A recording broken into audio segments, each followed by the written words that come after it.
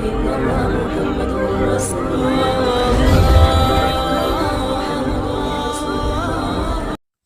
प्यारे दोस्तों, दज्जाल उस शख्स का नाम है जो कयामत आने से पहले जाहिर होगा।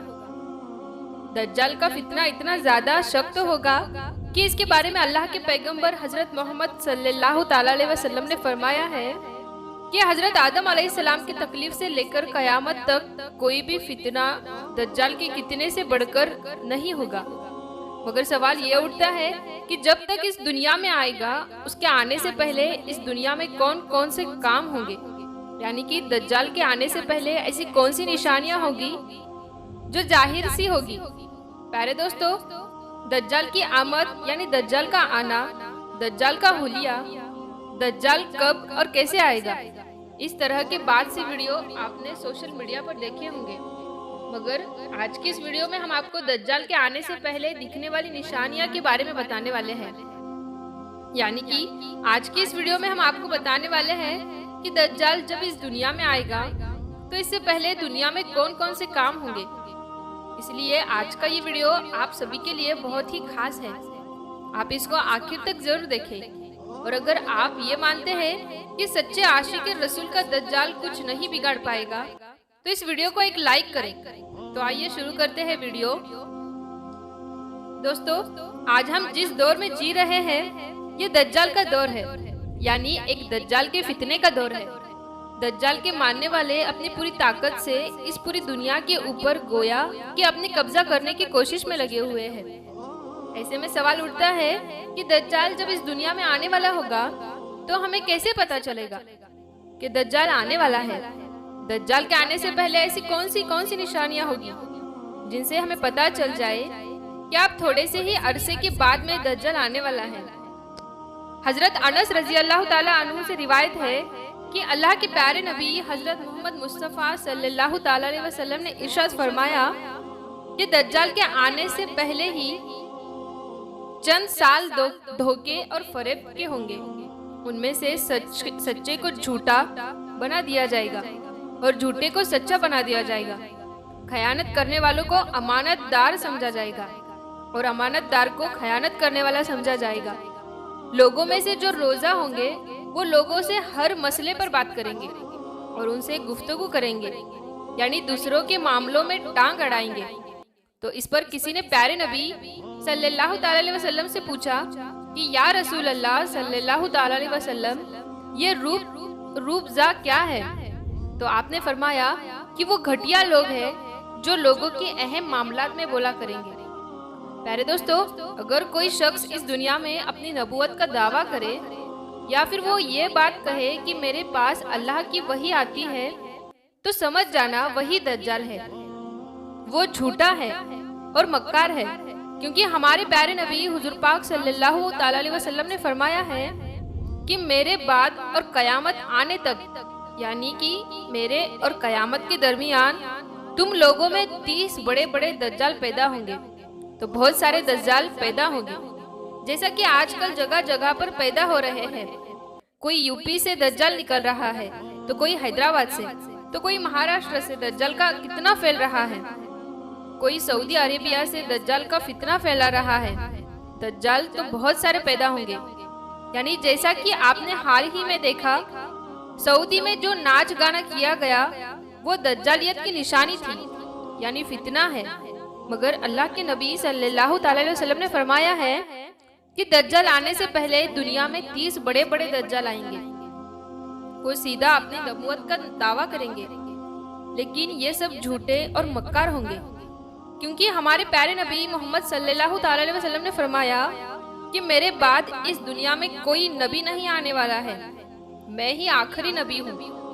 प्यारे दोस्तों, दज्जाल आने से पहले की निशानियों में से एक निशानी ये भी है कि दज्जाल की आने से पहले दज्जाल का जिक्र मेंबरों में और मेहराबों से हटा जाएगा, यानी कि दज्जाल के बारे में बताना खत्म हो जाएगा। लोग इसको भूल जाएंगे। और यही नहीं, उलमाए किराम अपनी तकरीरों में अपने खुद के बारे में बताना बंद कर देंगे। हदीस शरीफ में आया है कि जब लोग दज्जाल का जिक्र भूल बैठेंगे तो फिर इस दुनिया में तहलका जरूर होगा। अब दोस्तों आपको दज्जाल के आने की एकदम नजदीक की निशानियां बताते हैं। यानी कि जब दज्जाल इस दुनिया में आएगा तो उससे पहले के 3 सालों में इस दुनिया में क्या होगा। याद रखें, दज्जाल के निकलने से या जाहिर होने से पहले 3 सालों की कैफियत कुछ इस तरह की होगी। दज्जाल के आने के पहले 3 साल इंतहा इस सख्त दर्जे के होंगे। वो 3 साल बहुत ही दुख भरे और परेशानियों के साल होंगे, बहुत ही तकलीफ देने वाले साल होंगे। दज्जाल के आने से पहले 3 सालों में तकलीफ किस तरह से होगी वो आप समझ लीजिएगा। प्यारे दोस्तों, दज्जाल के आने से 3 साल पहले यानी कि पहले साल 1/3 बारिश कम हो जाएगी। यानी कि आमतौर पर जितनी बारिश होती है उसका तीसरा हिस्सा खत्म हो जाएगा। अब आप सोचिए कि जब इस दुनिया में खाने पीने का इंतजाम बारिश के भरोसे ही होता है और अगर वही कम हो जाएगी तो फिर दुनिया कैसे चलेगी, फिर अनाज की पैदावार कैसे होगी, इंसानों के खाने पीने का इंतजाम फिर किस तरह से किया जाएगा। इस तरह से दज्जाल के आने से 3 साल पहले दुनिया का खाने पीने का इंतजाम बिगड़ने लगेगा। उसके बाद दज्जाल के आने से 2 साल पहले यानी केस के अगले साल 2/3 हिस्सा खत्म हो जाएगा। यानी कि जितनी बारिश हुआ करती थी यानी कि उसका आधा हिस्सा खत्म हो जाएगा और आधी ही बारिश इस दुनिया में आएगी। फिर इसके नतीजे में खाने पीने का पूरा इंतजाम बिगड़ जाएगा। लोगों को खाने पीने के लिए अनाज मिलना मुश्किल हो जाएगा। प्यारे दोस्तों, दज्जाल के आने के 1 साल पहले यानी कि तीसरे साल इस दुनिया में बारिश का एक कतरा भी नहीं बचेगा। यानी कि बरसात पूरी तरह से खत्म हो जाएगी। अब आप सोचिए, जब 3 सालों तक बारिश नहीं बरसेगी तो फिर किस तरह से दुनिया में अकाल पड़ेगा, किस तरह सूखा पड़ेगा। और ऐसे हालत में लोग खाने पीने के लिए मारे मारे फिरेंगे और उस वक्त जो हालात होंगे वो बहुत ही ज्यादा सख्त हो जाएंगे। लोगों को उस वक्त रोटी का मिलना, दाना पानी मिलना बहुत ही मुश्किल काम हो जाएगा। अब ऐसी हालत में जब दुनिया के हालात बिगड़ चुके होंगे उस वक्त दज्जाल का ज़ुहूर होगा। यानी कि उस वक्त दज्जाल का इस दुनिया में आना होगा। अब जब दज्जाल आ जाएगा उसके पास खाने के लिए रोटी और पहाड़ होंगे और उसके साथ में पानी का खजाना होगा। यानी उसके पास खाने पीने का जो भी रिज़्क है, खुराक है, उसके पहाड़ होंगे। दज्जाल उस खाने और पानी के बलबूते पर लोगों को अपनी तरफ माइल करेगा। यानी कि वो रोटी और उस पानी के लिए लोगों से सौदा करेगा और लोगों की मांग को खरीदने की कोशिश करेगा। वो कहेगा कि अगर मुझे तुम मानोगे, अगर मेरे ऊपर ईमान लेकर आओगे तो मैं तुम्हें खाने पीने की चीजें दे दूंगा।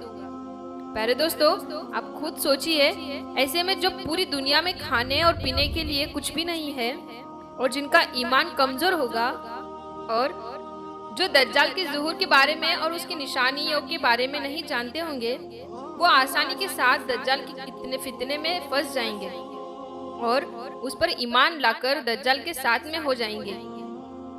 अल्लाह है, दज्जाल के पहले के सालों में दुनिया में कुछ इस तरह से होगा। आज अगर आप गौर करें तो आपको पता चल जाएगा कि आज किस तरह से बारिश कम हो रही है और जो खाने पीने का सामान है उस पर कुछ लोग किस तरह अपना कब्जा करने लगे हुए हैं। अलग अलग जगह पर आज कुछ लोग अनाजों के गोदाम पर कब्जा करके खाने पीने के निजाम को किस तरह से बिगाड़ा जा रहा है।